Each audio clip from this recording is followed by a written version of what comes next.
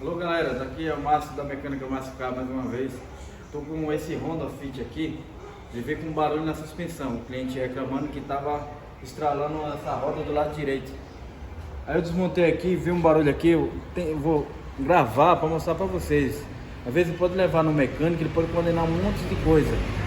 Aí eu vou mostrar para vocês o que é o defeito, uma simples coisa. Dependendo se você leva, a pessoa vai condenar essa suspensão toda.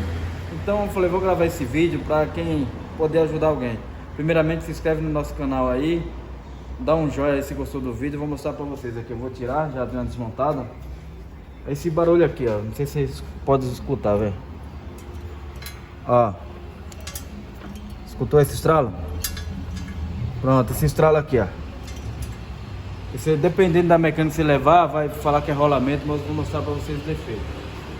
Tirando aqui a pinça, já deu uma desmontada, mas deixei aqui para mostrar para vocês o defeito.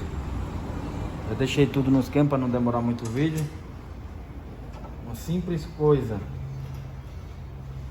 Então tô gravando esse vídeo para poder ajudar vocês aí. Às vezes levar no mecânico aí, dependendo, condenar um monte de coisa sem ser necessário.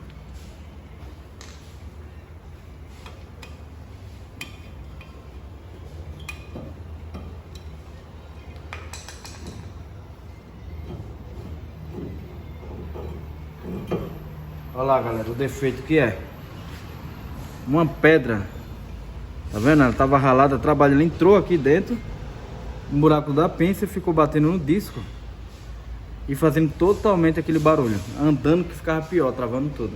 Então galera, uma dica aí pra vocês aí, se pegar esse defeito aí, dá uma verificada antes aí pra ninguém poder enganar vocês, tá bom?